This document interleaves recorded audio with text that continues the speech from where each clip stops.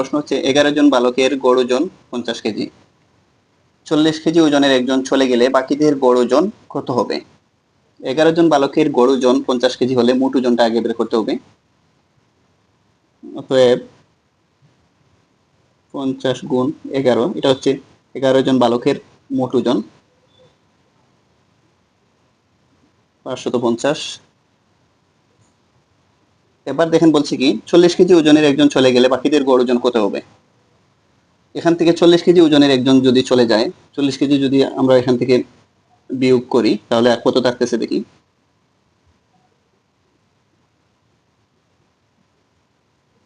510 থাকতেছে। এই 510 হচ্ছে বাকিদের মোট ওজন।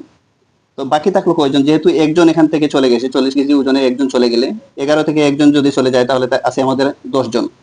10 জনের গড় ওজনটা এবার বের করব 10 দ্বারা এটাকে ভাগ করে।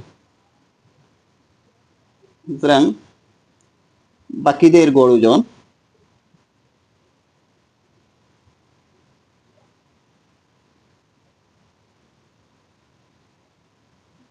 বাকিদের গড় ওজনটা হচ্ছে 510 ভাগ করবো এবার 10 দ্বারা। যেহেতু একজন চলে গেছে 11 জন থেকে, তার মানে এখন আছে আমাদের 10 জন।